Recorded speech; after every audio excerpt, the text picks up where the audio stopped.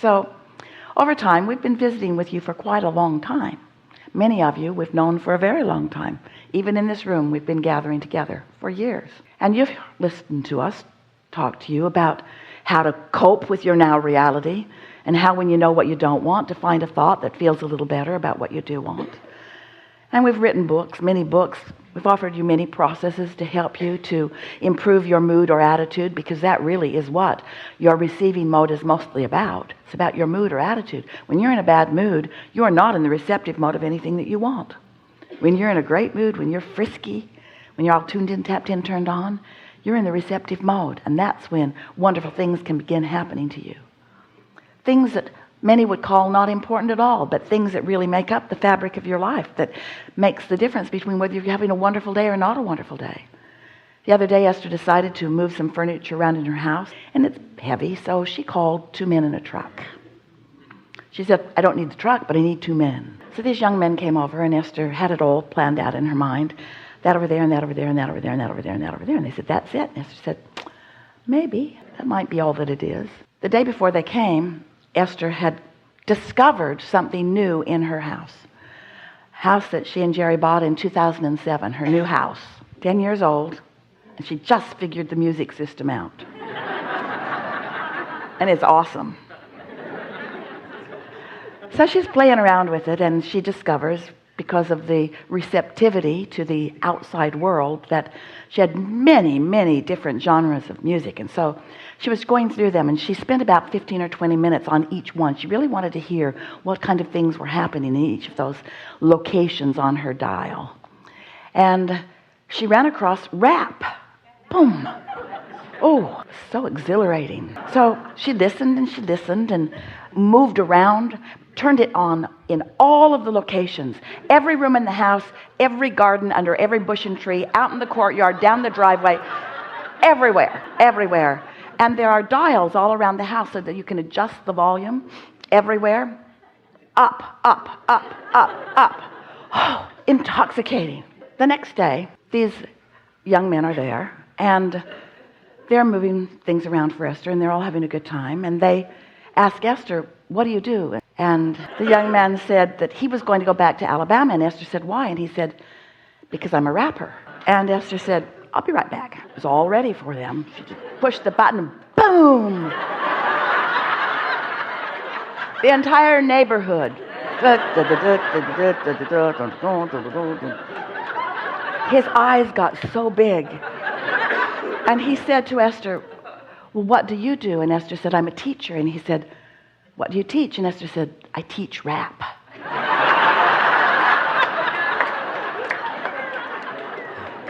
And then she admitted that she didn't teach it. She just really liked it. And then they had a wonderful conversation. And then she signed a book and gave it to him, and signed another book and gave it to him. And they had this wonderful conversation. And as he was leaving, he wanted to know which one should he read first. And Esther pointed to where she thought he might like to start. And as they were leaving, Esther didn't realize that it wasn't about moving furniture. It was about meeting someone. It was about thoughts turning to things, thoughts turning to things, thoughts turning to things, thoughts turning to things. Getting ready to be ready, to be ready, to be ready, to be ready, to be ready, to be ready. There is nothing in all of the world that Esther would have enjoyed more for that 2 hours that she was with those 2 men than what happened. And the thing that she is on fire about is how ready for them she was. Now, how does somebody get ready for something that's going to happen tomorrow? It's not really tomorrow. It's all in the vortex, and it's all now, and it's all in the process of becoming. And your inner being knows where you stand in relationship to everything you want, and where everyone else stands in relationship to what they want and to what you want, and how to put it all together. And when you're in the receptive mode, then you're just in the right place at the right time, receiving the thoughts that all fit together.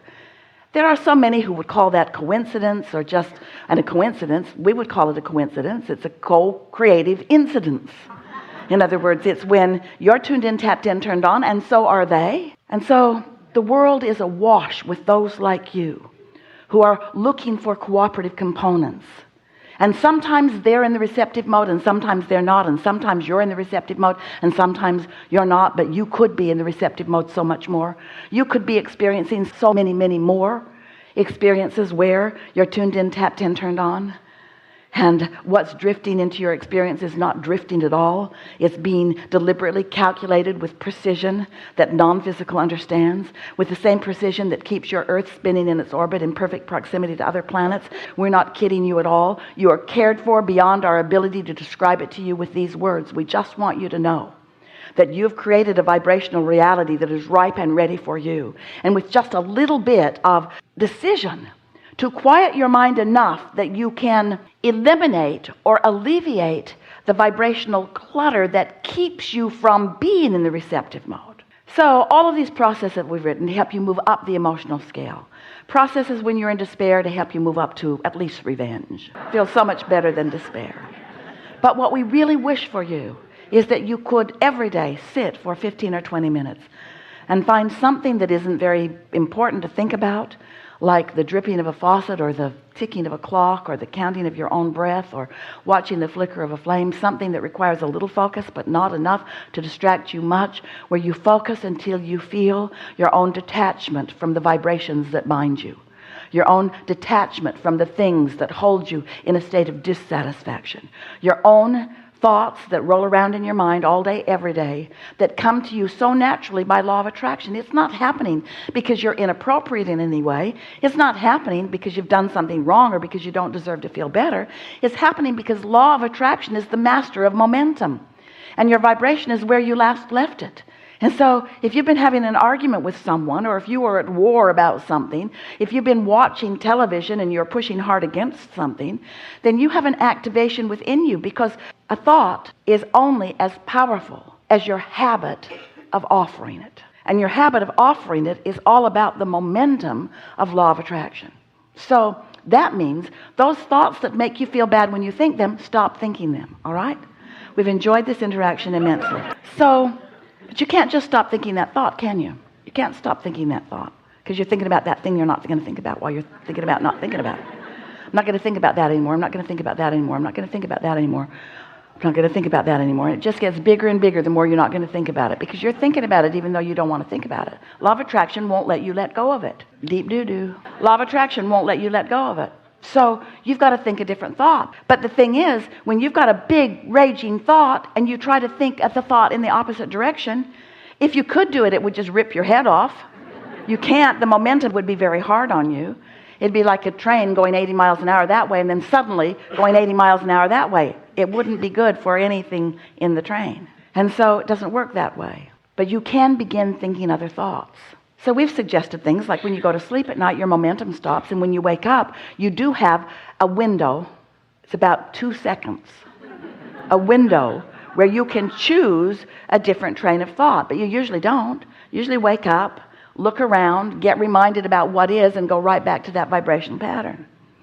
But if you would decide that you're going to set aside early in the day, we think is better, 15 or 20 minutes, not more, where you can quiet your mind, what will happen as you quiet your mind is that you will feel a detachment from everything that you've had going on.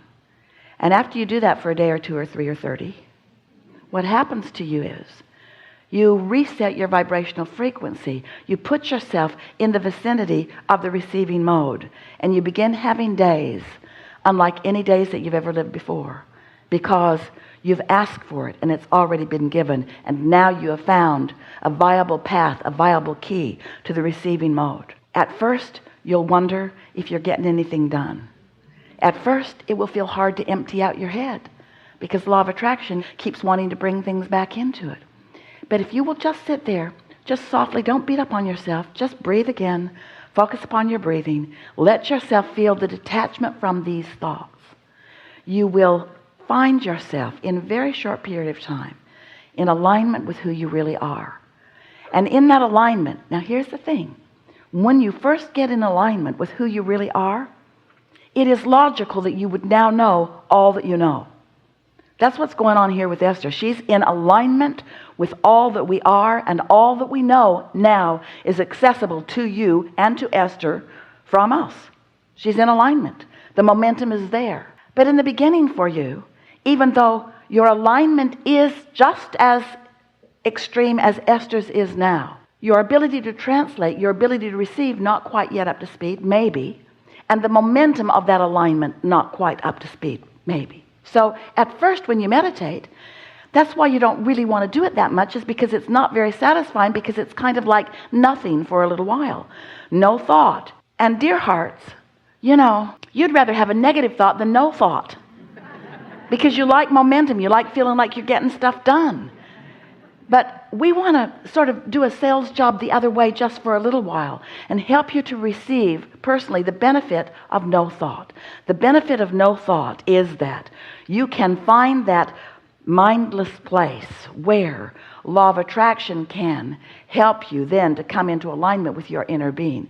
And if you're able to stay there for just a little while, what happens is that momentum of that no thought will become greater and greater until something will occur to you. Esther's laughing because when she sits to meditate, often those first thoughts that come are images or ideas about silly things like moving furniture around. She thought, maybe I should work on world peace. Nah, I'll just move my furniture around. Because that was something that she could receive. You see what we're getting at? Now, it doesn't take very long when you allow yourself to just receive whatever it is, to realize, and this is the thing that we want you to know, this is the key to your success in this. And we can tout the benefits of it all day long, and we usually do, and we think you get that. But this is how you know that you are in the receiving mode and that it's of benefit to you. You feel satisfaction in being there. And that satisfaction might just feel like ease and calm, or it might feel like off-the-wall enthusiasm. And ease and calm is perfect alignment. And off-the-wall enthusiasm is also perfect alignment. But what's the difference between off-the-wall enthusiasm and that feeling of peace and calm and ease? It's just momentum. So if you get there and you allow yourself to stay there, law of attraction will bring you more and more and more and more momentum. And so those vibrations at first will be feelings. They might even be images for many of you. But they will be satisfaction if you'll just try it for a week or so. You will feel satisfaction. And then if you keep it up, then you've been meditating, you receive that feeling, and now your thoughts are beginning to flow, and now your timer goes off. Esther sets a timer because she really doesn't want to give more than 15 or 20 minutes to this. Sometimes it takes 14 minutes to get there, depending on what's going on in your mind. But then, if you begin the day like that, what begins to happen is, through your day, you will begin to notice better timing than you've ever lived. More ideas coming into your mind. More ideas occurring to you. And you may be tempted to say, I thought the best thought. Or you might say, I had the best idea. And then in time, you'll begin saying, I received the best idea. I'm in the receiving mode. Because your inner being knows where you stand in relationship to everything you want, and knows, and here are the operative words, knows what your path of least resistance is to get you there. Which means your inner being might give you the idea that you want to move some furniture around, even though your inner being knows that you're going to move the furniture around with someone who's looking for what you know. And your inner being also knows that you might want a sort of comfortable opening, getting to know each other because you're a few decades older than they are. What would be the path of least resistance? Your inner being knows you've got a music system that you don't know how to run. Your inner being knows how to run it. So your inner being gives you the idea, wouldn't it be nice to know how this works? Your inner being gives you the enthusiasm to be patient enough for the first time in 10 years to sit and play with the knobs and buttons until, whoa! Who knew? Who knew? All that music in all those places all at once. Esther was high for 24 hours. So were her neighbors. And then, delivered right into Esther's grasp, a rapper. A real rapper. A real rapper with heart as big as any has ever seen, and desire as big as anyone will ever hold, with a pathway to exactly what he's looking for.